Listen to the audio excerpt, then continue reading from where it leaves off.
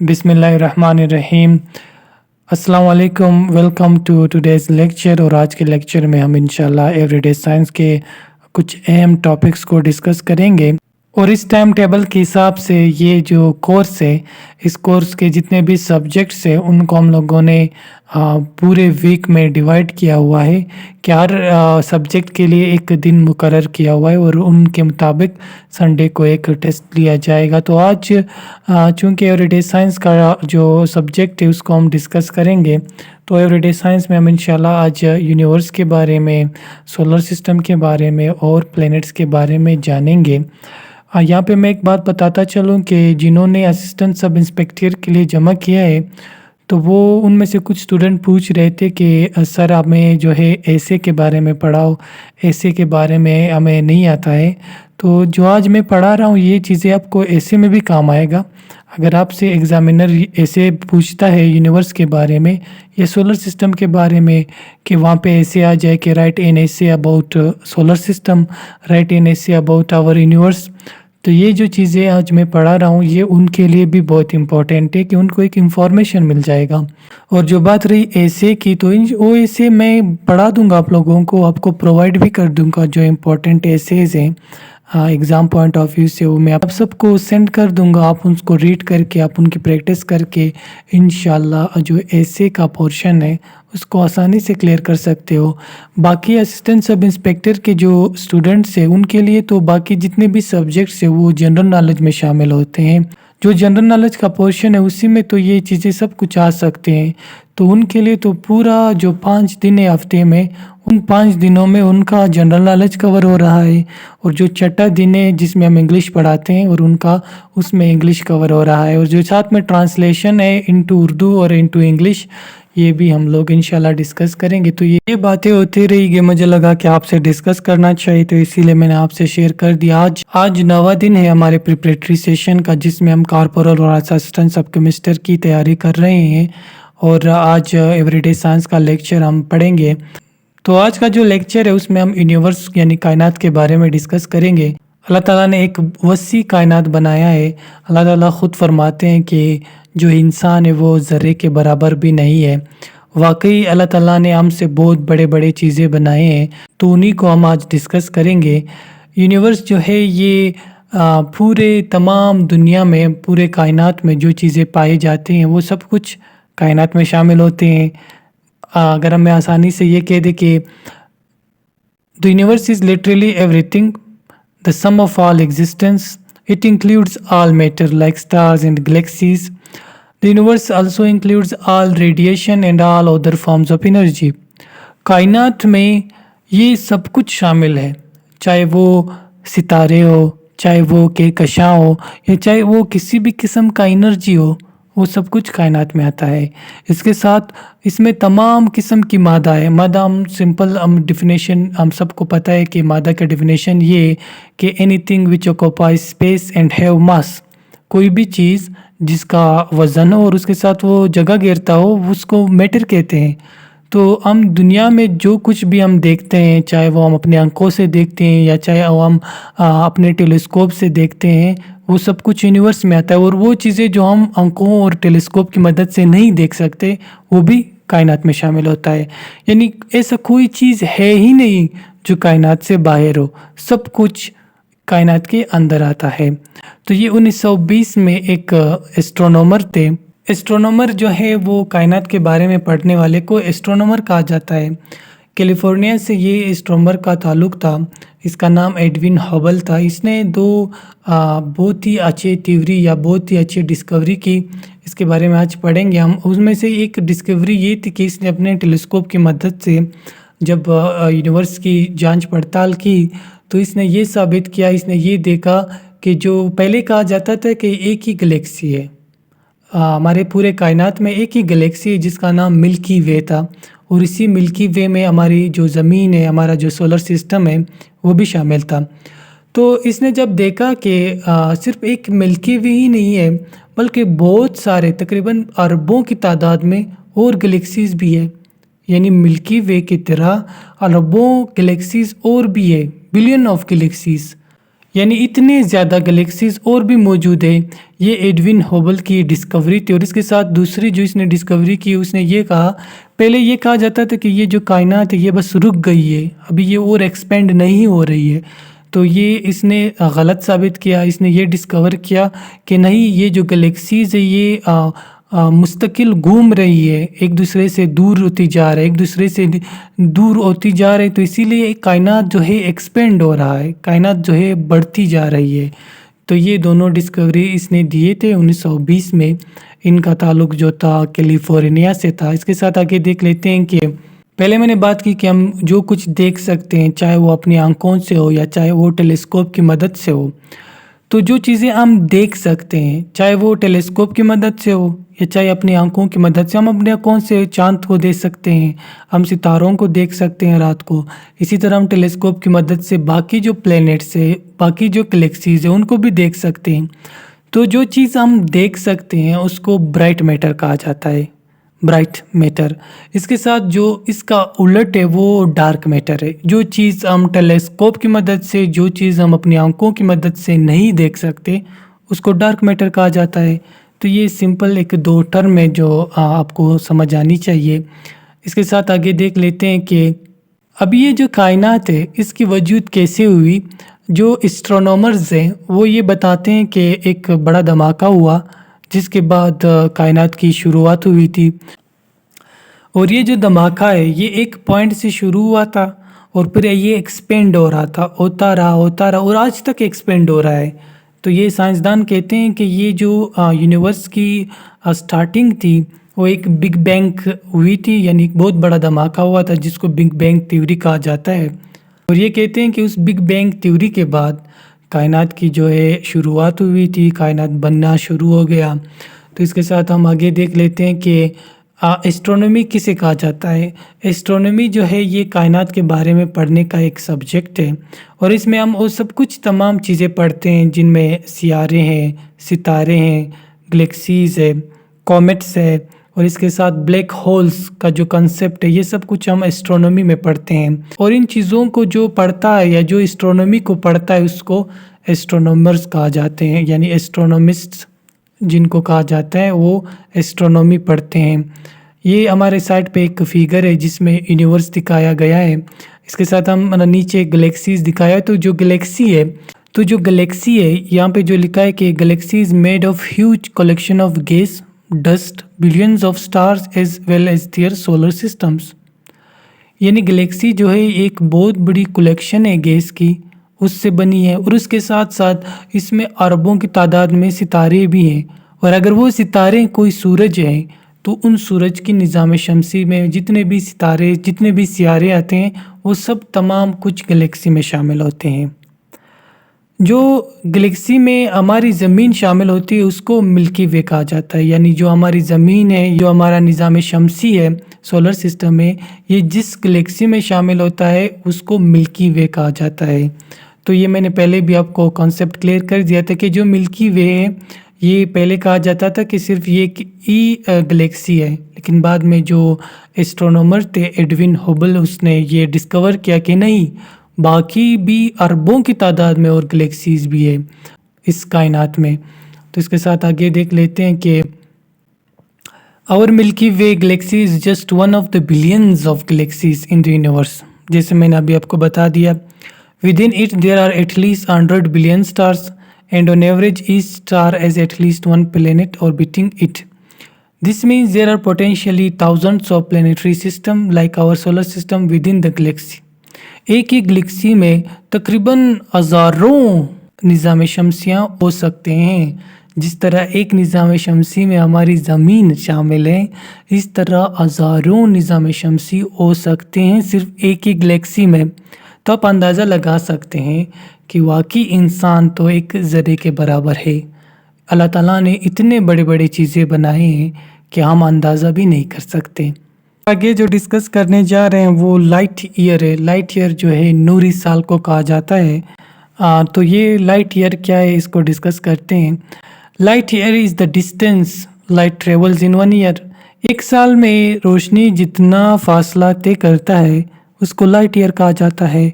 इसके साथ आगे देख लेते हैं कि earth is about 8 light minutes from the sun. जो जब सूरज की रोशनी ज़मीन पे पहुंचती है तो तकरीबन उसमें 8 मिनट लगते हैं, तकरीबन 8 मिनट लगते हैं, या 8 से ज़्यादा भी लग सकते हैं कि 8 मिनट 10 सेकेंड हो जाए। इसके साथ आगे देख लेते हैं कि light year is use to measure the distance between the stars and the galaxies. अभी ये जो लाइट ईयर है, हम इसका जो कंसेप्ट है वो जब हम डिस्टेंस को मेजर करते हैं, डिस्टेंस को नापते हैं, फासले को नापते हैं सितारों के बीच या गैलेक्सीज के बीच। अब जैसे एक गैलेक्सी है जिसका नाम मिल्की वे है, उसका फासला दूसरे गैलेक्सीज से जब हम जानना चाहते हैं तो तब हम लाइट ईयर का इस्तेमाल करते हैं। To measure really long distances and how fast light travels, astronomers and other scientists use a unit called light year, जैसे मैंने अभी बात कर दी। ये जो लाइट है ये 1 सेकंड में 1,86,000 माइल्स का सफ़र करते हैं और तकरीबन 3 लाख किलोमीटर जो बनते हैं सिर्फ 1 सेकंड में। ये जो रोशनी है ये 1 सेकंड में 3 लाख किलोमीटर सफ़र करती है।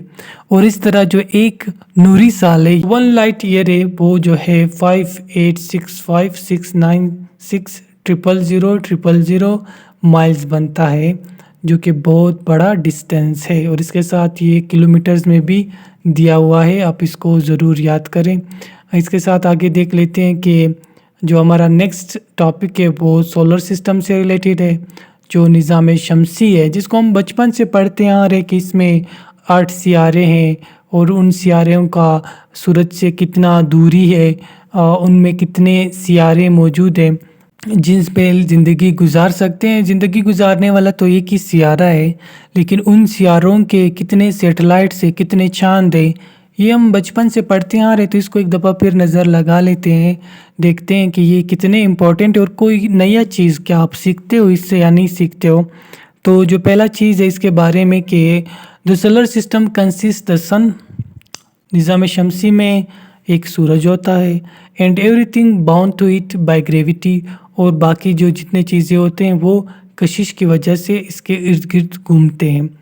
Planets, moons, asteroids, comets and meteoroids, जो सियारचे हैं, जो शाबिहें हैं, इसके साथ जो सियारे हैं, जो चांद है, वो सब कुछ सोलर सिस्टम में आता है। At the centre of the solar system is the sun, और बीच में हमेशा सूरज होता है, विच इज़ अ स्टार। सूरज जो है एक सितारा है और ये निज़ाम शमसी के बीच में होता है, और जो रोशनी है वो होती भी सितारों से है, सियारों से नहीं होती। तो ये जो सूरज है जिसकी रोशनी है, तो इसलिए ये एक स्टार भी इसलिए इसको कहा जाता है क्योंकि वो ख़ुद रोशनी पैदा करता है, ख़ुद उसकी रोशनी अपनी है। इसके साथ आगे देख लेते हैं कि there are 3 general kinds of galaxies, 3 किस्म की गैलेक्सी पाई जाती है। एक इलिप्टिकल है, एक स्पाइरल है एंड एक इरेगुलर है। जो हमारी गैलेक्सी है जिसे मिल्की वे कहा जाता है वो स्पाइरल गैलेक्सी है। इसके साथ आगे देख लेते हैं क्या हमारा जो सोलर सिस्टम है इसका कोई एटमॉस्फेयर नहीं है। हमारे सोलर सिस्टम का कोई भी एटमॉस्फेयर नहीं है, लेकिन जो हमारी ज़मीन है जिसका ताल्लुक़ हमारे सोलर सिस्टम से है उसमें बहुत किस्म के एटमॉस्फेयर पाए जाते हैं। उम्मीद करता हूँ कि आपको ये बात समझ आ गया हो कि हमारे सोलर सिस्टम का कोई एटमॉस्फेयर नहीं है, उसका अपना कोई एटमॉस्फेयर नहीं है, लेकिन उसमें जो एक सियारे आते हैं उनमें एक सियारा जो है ज़मीन है, ज़मीन में बहुत किस्मों के एटमॉस्फेयर पाए जाते हैं। इसके साथ आगे देख लेते हैं कि the planets of our solar system and even some asteroids hold more than 200 moons in their orbits. तकरीबन बहुत सारे चांद हो सकते हैं, जैसे ज़मीन का एक चांद है, इस तरह 80 चांद जो है नेपच्यून के हैं, मतलब जो बाकी सियारे हैं उसको अभी हम डिस्कस करेंगे अभी, जिनमें मुख्तलिफ़ किस्म के मुख्तलिफ़ तादाद में जो है अपने चांद मौजूद है। तो इसको देखते हैं अभी। जो 8 प्लैनेट्स है, जो 8 सियारे हैं, उनमें एक मरकरी है, वेनस है, ज़मीन है, मार्स है, जुपिटर है, सैटर्न है, यूरेनस एंड नेपच्यून है। तो इनमें से जो सबसे नज़दीक है सूरज के लिए वो जो है मरकरी है, और जो सबसे दूर है वो नेपच्यून है। यहाँ पे मैं एक और बात डिस्कस करूँ कि पहले हम पढ़ते थे कि प्लूटो नाम की भी एक सियारा होती थी जो सोलर सिस्टम में शामिल थी। अभी वो प्लैनेट्स में नहीं आता बल्कि वो अभी ड्वार्फ प्लैनेट्स में शामिल है। वो बड़े-बड़े प्लैनेट्स में शामिल नहीं है। सोलर सिस्टम में सिर्फ़ अब 8 ही सियारे बच चुके हैं, बाकी जो 9वां था उसको निकाल दिया है। ये हमारे तमाम सियारे हैं। ये मरकरी है, ये वेनस है, ये अर्थ है, ये मार्स है, फिर जुपिटर, सैटर्न, यूरेनस, नेपच्यून और इसके साथ प्लूटो तो अभी इस सोलर सिस्टम का हिस्सा नहीं है, लेकिन यहाँ पे इसकी तस्वीर मौजूद है। ये जो है सिर्फ़ 8 ही सियारे हैं जो सोलर सिस्टम का अब हिस्सा है। तो आगे हम इन तमाम सियारों को एक-एक करके डिस्कस करेंगे कि इनमें कितने चाँद हैं, ये कितने दूरी पर है ज़मीन से, कितने दूरी पर है ये सूरज से। तो देखते हैं कि हमारे जो है टोटल 8 प्लैनेट्स हैं हमारे सोलर सिस्टम में, जो अभी नीचे मंदरजा ज़ैल हैं। इनमें जो प्लूटो है अभी वो शामिल नहीं है क्योंकि प्लूटो एक दूसरे पोर्शन में आती है, जो जिसे ड्वार्फ प्लैनेट्स कहा जाते हैं। वो एक छोटा प्लैनेट है, तो इसलिए वो बड़े सियारों में शामिल नहीं होता। हमारा जो सबसे पहला प्लैनेट है वो मरकरी है। ये जो है सूरज के बहुत नज़दीक है और ये बहुत गर्म भी होता है। Mercury is the planet that is nearest to the sun. सबसे नज़दीक सूरज के लिए जो सियारा है वो मरकरी है। It is the smallest planet in the solar system. इसके साथ ये सोलर सिस्टम का सबसे छोटा सियारा भी है। ये थोड़ा-सा बड़ा है, जो हमारा चाँद है, जो ज़मीन का चाँद है, इससे मरकरी थोड़ा-सा साइज़ में बड़ा है। तो इसलिए ये कहा जाता है कि ये मरकरी जो है ये सोलर सिस्टम का सबसे छोटा सियारा है। इसके साथ आगे देख लेते हैं, मरकरी का कोई सैटेलाइट नहीं है। सैटेलाइट मतलब जैसे हमारी ज़मीन का एक सैटेलाइट है जो कि चाँद है। सैटेलाइट वो चीज़ होता है जो सियारे के इर्द-गिर्द या सियारे के ऑर्बिट में घूमता है। तो मरकरी का ऐसा कोई भी सैटेलाइट नहीं है, यानी ऐसा कोई भी चाँद नहीं है। इसके साथ आगे देख लेते हैं कि मरकरी ट्रेवल्स 29 माइल्स। मरकरी जो है वो 1 सेकंड में 47 किलोमीटर का सफ़र तय करती है। ये जो सियारा है ये सूरज के बहुत नज़दीक है और ये कहते हैं कि जितना आप नज़दीक होंगे तो ज़ाहिर है उसका जो गोल चक्कर है वो भी कम होगा। तो तमाम सियारों में जिसका सबसे कम चक्कर है सूरज के इर्द-गिर्द वो मरकरी का है और ये तकरीबन 88 दिनों में एक चक्कर पूरा कर देता है। ज़मीन जो है ये 365 दिनों में सूरज के इर्द-गिर्द एक चक्कर मुकम्मल करता है। मरकरी उसके मुकाबले में सिर्फ़ 88 दिनों में एक चक्कर मुकम्मल करता है। इसके साथ दूसरा जो हमारा सियारा है वो उसका नाम वीनस है।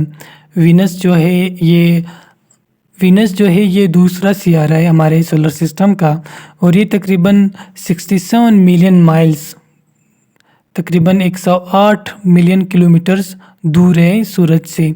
और ये वीनस को जो है हमेशा हम ये कहते हैं कि ये अर्थ ट्विन है क्योंकि ये दोनों साइज़ में एक जैसे हैं। साइज़ में, स्ट्रक्चर में ज़मीन और वीनस एक जैसे हैं। लेकिन इसके साथ जो एटमॉस्फेयर है इसमें बहुत ज़्यादा फ़र्क है क्योंकि वीनस जो है वो ज़मीन से ज़्यादा नज़दीक है सूरज के लिए, तो वहाँ पे ज़्यादा एटमॉस्फेयर गर्म होगा, टेम्परेचर ज़्यादा होगा, हीट ज़्यादा होगी। इसके साथ जो वीनस है ये बहुत स्लोली मूव करता है, बहुत स्लोली रोटेट करता है अपने एक्सिस पर। अपने एक्सिस पर वो बहुत ही स्लोली रोटेट करता है। यहाँ पे आप दोनों टर्म को समझ लेना कि वो अपने एक्सिस पे तकरीबन जो उसके 243 दिन लगते हैं। हमारी जो ज़मीन है वो 24 घंटों में अपने एक्सिस पे रोटेट करती है। वीनस जो है वो 243 ज़मीन के दिन के इतने टाइम में वो अपने एक्सिस पे एक चक्कर घूमती है। अपने इर्द गिर्द अपने एक्सिस पे वो 243 ज़मीनी दिन में जो है वो अपना एक रोटेशन कंप्लीट करती है। The planet orbits the sun faster than earth, however so 1 year on Venus takes only about 225 earth days. लेकिन वेनस का जो सूरज के इर्द गिर्द जो चक्कर है वो 245 ज़मीनी दिन में मुकम्मल करता है। अपने एक्सिस में जो वो रोटेशन करता है वो 243 ज़मीनी दिन है, लेकिन जो सूरज के इर्द गिर्द जो रोटेशन करता है वो 225 ज़मीनी दिन है। इसके साथ आगे देख लेते हैं कि ये हमारे जो सोलर सिस्टम का है ये ब्राइटेस्ट प्लैनेट है और इसका कोई भी सैटेलाइट नहीं है, कोई भी मून या कोई भी चांद इसका नहीं है। इसके साथ तीसरा जो प्लेनेट है वो ज़मीन है। ज़मीन के बारे में हम पढ़ते हैं कि ये 150 मिलियन किलोमीटर दूर है सूरज से। और ये जो 150 मिलियन किलोमीटर है ये एक एस्ट्रोनॉमिकल यूनिट भी है जिसे AU कहा जाता है। आगे हम शायद इसको डिस्कस कर ले कि एस्ट्रोनॉमिकल यूनिट जो है इससे हम फासला नापते हैं, मस फासला जो है मेजर करते हैं। ये तीसरा प्लेनेट है सोलर सिस्टम का और सिर्फ ये एक ही सियारा है जहाँ पे ज़िंदगी मुमकिन है और वो ज़मीन है। ज़मीन का जो एटमॉस्फेयर है यहाँ पे 78-79% तक नाइट्रोजन पाया जाता है, 21% तक ऑक्सीजन और 1% तक जो बाकी गैसेस है ये यहाँ पे पाए जाते हैं। इसीलिए ये तो इनकी वजह से ही तो ज़िंदगी यहाँ पे मुमकिन है। ज़मीन का जो एक दिन है वो जो अपने रोटेशन करता है अपने एक्सिस पर वो 24 दिन का है। और इस तरह जो वो पूरा एक रोटेशन करता है सन के इर्द गिर्द जिसे हम साल कहते हैं, वो तकरीबन 365 दिनों में वो मुकम्मल करता है। इसके साथ इसका एक ही चाँद है और ये जो है कोई भी रिंग्स नहीं रखता। रिंग्स जैसे जुपिटर और सैटर्न के इर्द गिर्द बड़े बड़े गैसेस के रिंग्स होते हैं, ये इस तरह की रिंग्स ज़मीन के इर्द गिर्द नहीं है। जो ज़मीन है ये निज़ाम शमसी का वो सियारा है जहाँ पे लिक्विड वाटर पाया जाता है। इसके साथ आगे देख लेते हैं जो हमारा चौथा सियारा है वो मार्स है। मार्स जो है ये सूरज से तकरीबन 228 मिलियन किलोमीटर के फासले पर है, या हम कह सकते हैं कि 1.52 एस्ट्रोनॉमिकल यूनिट। एक एस्ट्रोनॉमिकल यूनिट जो है वो 150 किलोमीटर के बराबर है, तो जो 1.52 एस्ट्रोनॉमिकल यूनिट होगा वो 228 मिलियन किलोमीटर के बराबर होगा।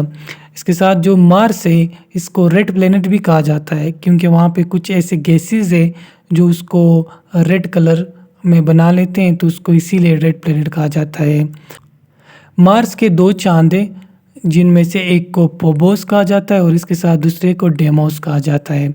इसके साथ मार्स में जो एक कंप्लीट रोटेशन करता है सन के इर्द गिर्द, सूरज के इर्द गिर्द, तो वो तकरीबन 687 ज़मीनी दिन में मुकम्मल करते हैं वो अपना एक चक्कर सूरज के इर्द गिर्द।